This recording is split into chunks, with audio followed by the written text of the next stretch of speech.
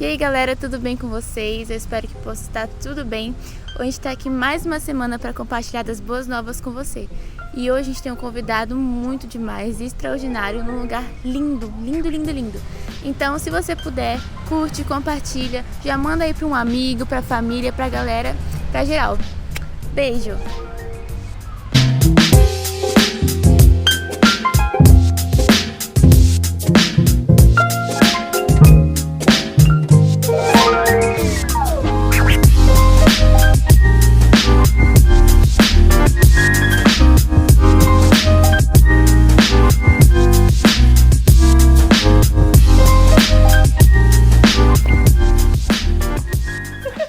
Tô aqui com meu convidado super especial, o Léo Alencar. Exato. No caso eu. No caso ele, que é um amigo muito top, né? Gosto muito dele, é o meu tio lá da igreja. E Gente, se apresente, meu cara. tio? Se apresente. Parece que eu tenho 60 anos, né, gente? Mas Fala o que não você sou tão faz assim. pra ver se ganha alguma... Pois é, gente. Já aproveita e me segue, @Léo Alencar. Vou botar aqui, né? Vai estar aqui na tag. Sim. Mas eu sou advogado. Hoje também assessor parlamentar aqui, né, na Assembleia Legislativa do Estado de Rondônia. Inclusive onde nós estamos gravando. E hoje vamos bater um papo, eu e minha amiga Isabela. Sobre o quê? Sobre o quê? Influência. Influência, a verdadeira influência, você tem influenciado. Essa é a geração dos influencers, né? TikTokers, Sim. Instagramers, YouTubers. Então, de algum jeito você influencia ou você é influenciado. É verdade. E o que você entende por influência? Qual a verdadeira influência? Nós estávamos conversando antes, né? Tendo um briefing. Ajustando aqui as coisas. Um briefing, que é a forma chique. É porque ele tem a forma chique. E aí a gente chegou, vai ser bem legal. Curta aí, já se inscreve no canal dela, que é top. Sim. Pra receber mais vídeos. Clica no sininho. E hoje, gente, no nosso papo sobre influência, eu tava até comentando com a Isabela sobre que de fato é influenciar, né? E chegamos a uma conclusão bem legal, que influência, na verdade, é a marca que você deixa nas pessoas. Aquilo que você faz ou não faz por elas e transforma ela de dentro para fora. Né? Antes aqui a gente batendo um papo, eu até falei de um filme que ela postou lá no Instagram dela, no top 3, chama Me sigam aqui também. Chama o Conde de Monte Cristo. E nesse filme, uma das cenas, o Conde de Monte Cristo, ele, em um duelo com um cara, ele tem a oportunidade de matar aquele cara para ganhar a liberdade dele. E ele não faz. E não fazendo isso, ele ganha a liberdade e ainda ganha a lealdade do Zatara, né, no filme. Ou ele é o Zatara, não lembro, esqueci. Mas enfim, ele ganha a lealdade do cara. E esse cara, de fato, ele é transformado por aquele ato, né? E a gente estava comentando que é basicamente isso que Jesus fez. Jesus, ele tinha o direito ao trono e humildemente ele se faz esse trono, né? Sim. Vem pra terra, vive de um jeito, né, para nos dar exemplo, e no maior ato de influência, que é também o maior ato de amor, João 3,16, né? Ele morre numa cruz como um ser humano para deixar uma marca em nós tão profunda, mas tão profunda, que a nossa maneira de viver a partir daí, ela é influenciada até hoje por aquilo que Jesus fez. Toda a sociedade, todos os povos, e por mais que muitos queiram resistir e tentar fugir disso, isso é uma verdade, e tudo que nós vivemos hoje é influenciado por esse ato, isso é muito profundo. É verdade, ele tava comentando sobre isso, e antes de eu vir pra cá, pra quem não sabe, a gente tá na Assembleia, né, um órgão público, e eu fiquei pensando muito sobre isso, sobre jovens estando em lugares de governo, né? Deus vem ministrando muito ao meu coração sobre isso. E ele me trouxe uma passagem que está em 2 Reis, capítulo 23, versículo 25, que diz assim: Antes dele não houve rei que lhe fosse semelhante, que se convertesse ao Senhor de todo o seu coração, de toda a sua alma e com todas as suas forças, segundo toda a lei de Moisés. Depois dele nunca se levantou outro igual. Aqui tá falando sobre Josias. E Josias era um moleque, ele era jovem. Tipo assim, ele foi chamado para ser rei quando ele era muito novo. E eu fico percebendo que a gente coloca muito Davi no pedestal como o maior rei, mas não houve, a Bíblia fala que não houve o melhor rei, não houve ninguém que se levantou como Josias. E eu fiquei pensando que muitas vezes nós, como jovens e adolescentes, como o jovem Léo aqui, a gente fica pensando, cara, vamos deixar pra depois. Quando eu tiver mais velho, eu vou influenciar quando eu já tiver mais idoso, quando eu tiver mais autoridade, né, mais maturidade. Só que, cara, se a gente decide obedecer a Deus, não importa a idade que você tenha, Deus vai te colocar em lugares de governo. Cara, eu tava pensando sobre isso, foi, meu Deus, eu vou gravar na Assembleia, né? Um lugar de governo. Eu fiquei muito reflexiva sobre essa parte de Josias, porque Josias, ele era um menino, mas mesmo ele sendo um menino, ele decidiu seguir as leis e amar a Deus com toda a sua força, todo o seu entendimento, toda a sua alma, todo o seu coração. E não houve ninguém no mundo, na história do universo, que foi um rei tão bom quanto Josias. E muitas vezes a gente nem lembra o nome dele. Eu lembro que eu nem estava lembrando mais da história de Josias. Eu só entendi que eu precisava ler Reis, não sabia o porquê. Fui pegar e fui olhando e eu descobri o porquê. Porque nós, como jovens, precisamos influenciar aonde nós estivermos. Mas nós precisamos sempre ter em mente, nós precisamos ter a humildade, carregar a humildade no nosso coração, saber quem é a verdade, que a verdade é Jesus, e obedecer essa verdade. Josias, ele achou, né, e tava tudo escondido lá, tava tudo um caos, a história conta, mas ele achou os pergaminhos onde continha os mandamentos, onde continha as leis. E quando ele pegou aquilo e decidiu obedecer aquilo, o reinado dele foi extraordinário, que é o que a Bíblia conta. E olha que legal. A gente está aqui hoje, o assessor de um parlamentar. Então, muitas das coisas que a gente produz aqui dentro influencia toda a vida da sociedade. Sim.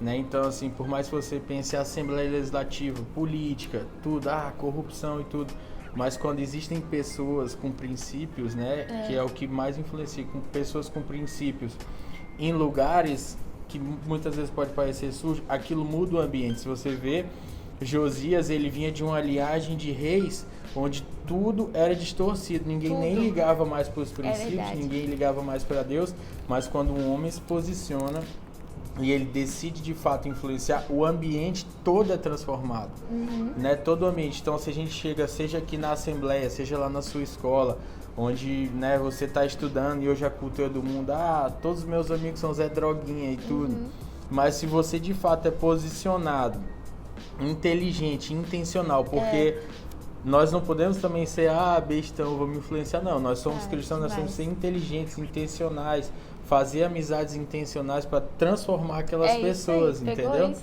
então, quando Paulo chegava em um lugar, olha que louco isso, Paulo chegava em um lugar, por exemplo, ele chegava lá na Grécia, ele sabia a cultura, sabia o que o povo fazia, então ele chegava lá, se infiltrava no meio da cultura. Literalmente um apóstolo.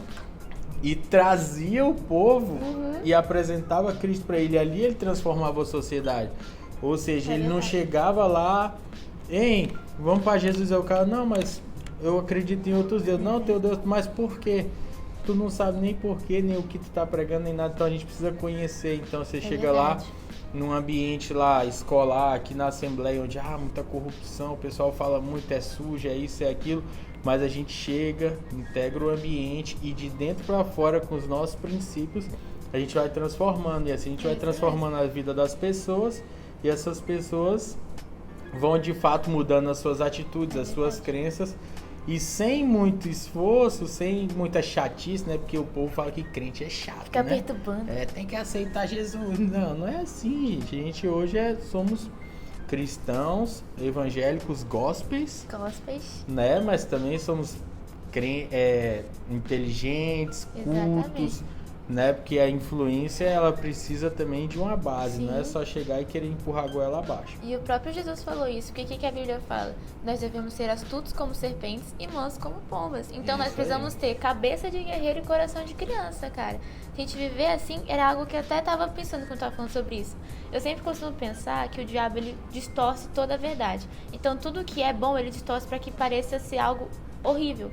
Muitas vezes eu vejo jovens da minha idade, eu já fiz isso por muito tempo, não querendo saber nada sobre política, não querendo estudar sobre isso, não querendo entender o porquê. Porque se a gente se coloca numa posição de governo, com a força que a gente tem, cara, a gente vai fazer um estrago, entendeu? E o estrago bom, no caso, né? Não é estrago de estragar tudo e destruir tudo. A gente vai transformar a nossa sociedade para um lado bom. Exatamente. E o verdadeiro evangelho, ele não é um evangelho para dentro da igreja, é para fora da igreja. Ele transforma a sociedade. Então, assim, seja onde você estiver, eu aqui na Assembleia, seja você, eu quero ser um jogador de futebol, você vai ser o melhor jogador de futebol. É isso aí. Eu quero ser um cientista, você vai ser o melhor e você vai influenciar as pessoas naquilo que você está fazendo. Quero vender din-din na rua. Quero vender Faça din-din na isso. rua.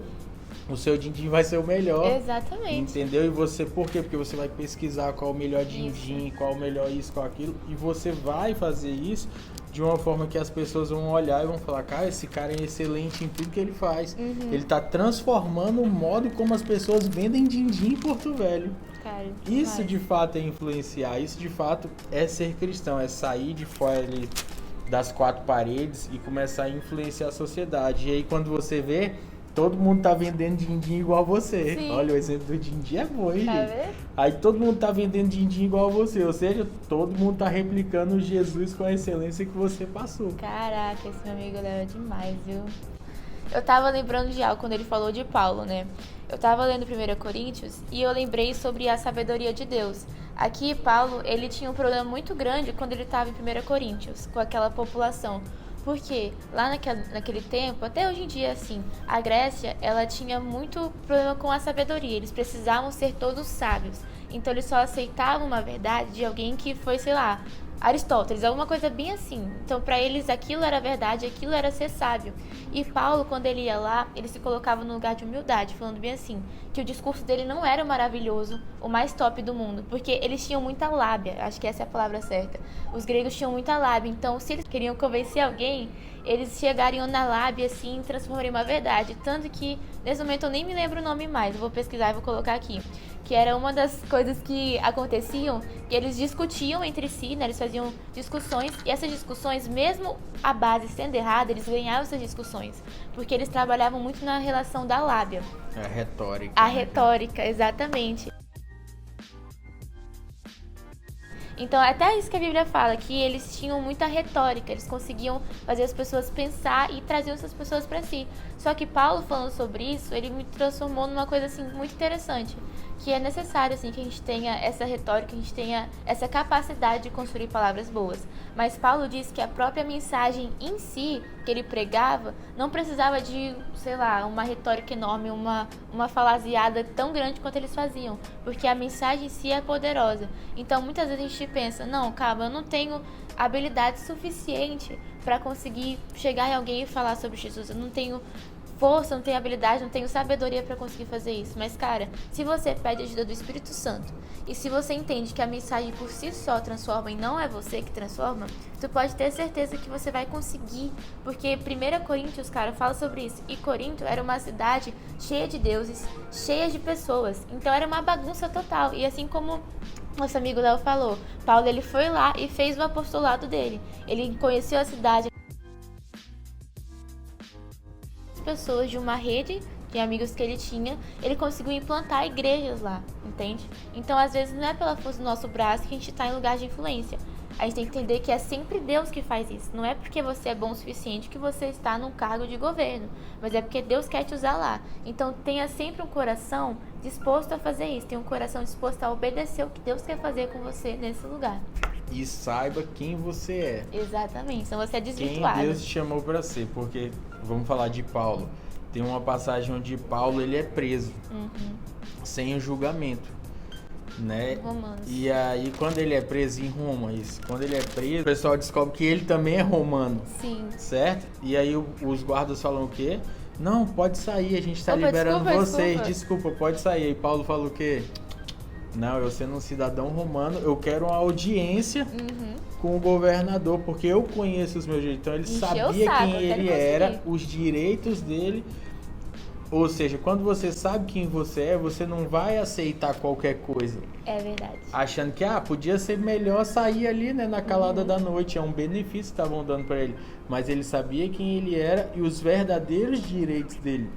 Então ele poderia exigi-los e ali confrontar aquele povo, porque ele sabia quem ele é, sabia os direitos dele. Do mesmo jeito que a gente está falando aqui. Se você não sabe quem você é, quais são os seus direitos, que você nasceu, quais são eles, você não vai influenciar ninguém. Então procure se conhecer quem Jesus te chamou para ser. Jesus sabia quem ele era, Paulo sabia quem ele era, a Isabela sabe quem ela é. O Léo sabe quem ele é. Sabemos quem nós somos e somos chamados para influenciar pessoas e para transformar a sociedade que vivemos.